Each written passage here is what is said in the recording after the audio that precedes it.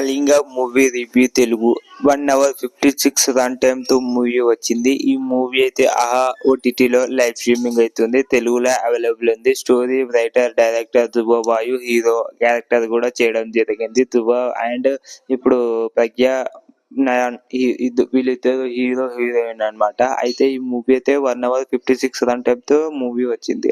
ఈ ఆహా ఓటీటీలో లైవ్ స్ట్రీమింగ్ అవుతుంది. ధృవ బాయ్ అయితే అంటే ఇప్పుడు ఏదో నెక్స్ట్ ప్లానింగ్ అయితే చేయడం జరిగింది. అంటే ప్లానింగ్ మాత్రం చాలానే బాగుంది.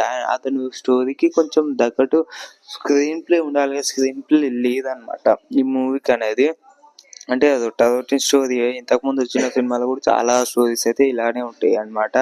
సేమ్ టు సేమ్ లైక్ ఎలా అంటే ఇప్పుడు అప్పుడు పులి మీద 2లో ఎలా అయితే చేతబడి చేస్తుంది, ఈ మూవీలో కూడా చేతబడి చేస్తుంది. కానీ ఎవరు చేస్తాడో మన క్లారిటీ అనేది ఉండదు. కానీ ఆ క్లారిటీ అనేది మిస్ అయింది మనకు.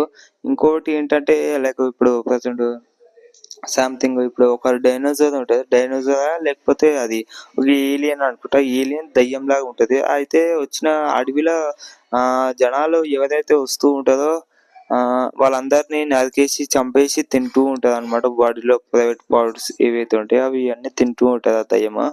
ఇంకోటి మన హీరోకి అన్నీ తెలుసు, అది ఎలా చంపేయాలి, ఎలా చంపేయకూడదు అనేది అన్నీ తెలుసుకుంటాడు. అది ఎలా అంటే ఒక బుక్ ఉంటే ఒక పుస్తకం ద్వారా తెలుసుకుంటాడు. అది ఎలా అంటే ఫస్ట్ మన మూవీ స్టార్ట్ అయిన ఫస్ట్ హాఫ్ లో మన రాజుగారి దగ్గరికి వెళ్తారు. ఊరు వాళ్ళందరూ పోయిన తర్వాత ఆ రాజుగారు అడవికి వెళ్తూ ఉంటారు అనమాట. వెళ్ళిన తర్వాత అక్కడనే ఒక సిచ్యువేషన్ ద్వారా అవన్నీ ఆయుధాలు ఏవైతే పుస్తకాలు ఉంటాయో అన్ని అక్కడ పెట్టేస్తాడు. పెట్టేసినాక ఒక గుహలో పెట్టేసిన తర్వాత అతను ఎక్కడికి వెళ్ళిపోతాడో తెలియదు, చనిపోతుందో చెప్పలేము.